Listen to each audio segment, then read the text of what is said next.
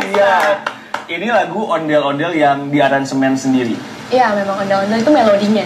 Melodi. Oke. Kamu sendiri sekarang kegiatannya apa? Punya album juga kan? Punya album juga, Bali Putra. Oke. Jadi di 17 tahun ini kegiatannya adalah sekolah. Sekolah, mengajar anak jalanan, terus di album itu. Dan kamu dapat sertifikat internasional, bisa diceritain nggak sih gimana sih bisa dapat sertifikat itu? Sertifikat internasional itu bisa didapat kalau kita daftar dulu ya ke yang royalnya itu, dan di situ kita mengalami persiapan memang nanti ada buku khusus untuk mainin lagunya yang akan diujikan oleh orang dari London.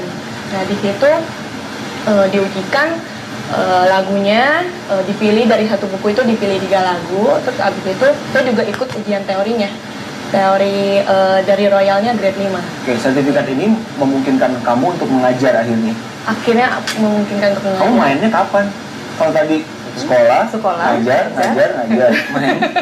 Mainnya itu di setelah-setelahnya. Oh, di setelah. Yang satu lagi juga banyak kegiatan. IPK kamu 4. Gimana membagi waktu? Jadi menurut saya tuh tidur malam bangun pagi. Jadi diambil dari situ. Jadi tidur malam, bangun pagi itu efisien. I use my time efficiently. Jadi sambil makan baca koran gitu. Terus sambil mandi dengerin kayak recording, let it be Peter Schiff atau J. Milton Friedman. Jadi walaupun saya beraktivitas saya tetap belajar. Gitu. Katanya kalau mau ujian 24 jam nggak tidur. Iya, jadi kalau misalnya ujian saya jam 9, hari Senin, hari Minggu, bangun jam Senin, terus belajar 24 jam, minum kopi paginya, langsung berangkat ke kelas. Itu memang strategi saya sendiri, itu something that I do internally. Kalau setiap saat kamu belajar, apa nggak takut kehilangan masa remaja kamu? Enggak, jadi saya itu, I think it's a misconception. Saya itu nggak 100% belajar, saya itu hobi ke gym, terus saya juga punya teman-teman banyak. Dan menurut saya itu cuma, I use my time efficiently. Jadi saya nggak pernah tidur-tiduran, nggak pernah santai-santai. Sedikit pertanyaan pribadi, punya pacar nggak sih? Punya pacar nggak ya? Itulah bedanya dia dengan kita. Tidur-tidurannya sedikit, kita tidur-tidurannya banyak. Jangan nggak sempat pacaran? Punya teman perempuan banyak. Punya teman perempuan. Cecil, apa yang membuat anak-anak Indonesia tidak maksimal menurut kamu?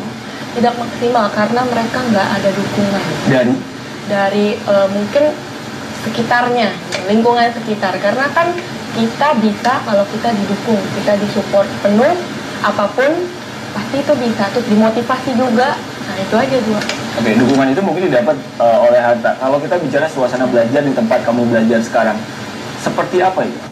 Suasana belajar saya. Jadi menurut saya kalau misalnya ada keinginan untuk belajar, saya bisa belajar di mana aja. Saya pernah naik subway, naik train sambil baca. Saya juga pernah di rumah kosong pakai meja juga belajar. Jadi menurut saya kalau ada keinginan belajar di mana aja bisa, pasti bisa. Kalau ada yang bilang bahwa ya kalian berada dalam kondisi yang mampu misalnya, sementara ada yang tidak beruntung, gimana kamu menjawab itu?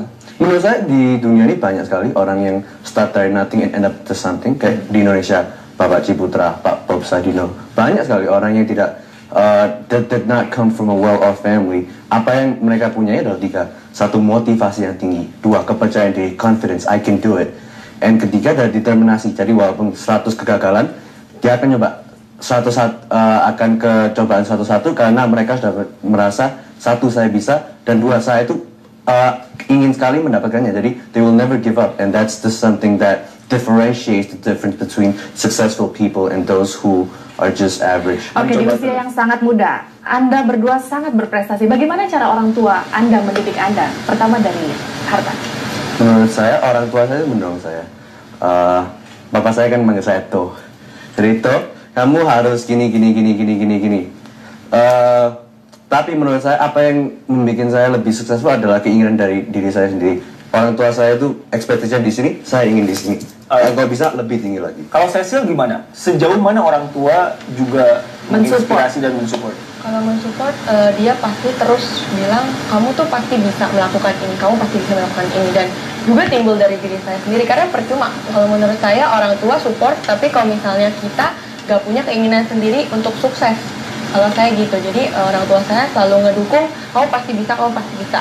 Saya selalu, di benak saya ngomong, kalau mau melakukan sesuatu, saya pasti bisa. Karena pikiran itu bisa membuat saya jadi bisa mengabulkan apa yang saya mau itu. Dan ada nggak sih Sil yang menghambat kamu untuk mencapai cita-cita kamu sejauh ini? Kita lihat dia udah cukup sukses ya. Kalau menghambat itu belum sih ya. Saya tetap jalan enjoy aja apa yang saya mau dicita-citakan. Kayak sekarang mau jadi pemain biola, waktu saya umur 7 tahun saya mau jadi pemain biola. Akhirnya terwujud sekarang. Karena itu saya berpikir saya pasti bisa. Sekarang cita-citanya yang lain apa? Setelah udah kecapaian kan main biola, bikin album, sudah apalagi cita-citanya? Cita-cita saya mau jadi dokter. Dokter anak.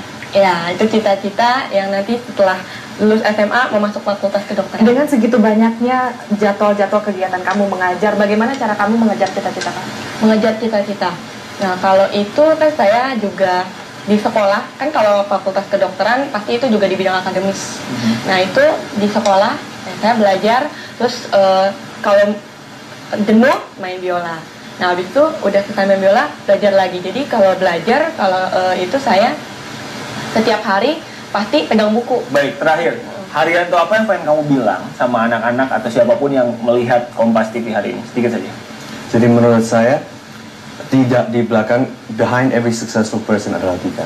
Keinginan tinggi, percaya diri yang sangat tinggi, dan juga determinasi yang nggak match. Dan menurut saya, itu walaupun di mana aja, di business person, successful businessman, di politician, di successful entertainer, itu tuh pasti ada. Di belakangnya orang successful pasti ada tiga itu. Dan menurut saya, itu sesuatu yang harus kita, we have to grow and thrive. Baik, terima kasih banyak. Saya nggak sabar ngelihat orang-orang ini nantinya jadi apa di Indonesia dan sebesar apa mereka. Terima kasih telah bergabung di Kompas Pagi. Itu dia, semoga menginspirasi Anda pagi ini, dan kami akan kembali dengan informasi lainnya. Tetap bersama kami.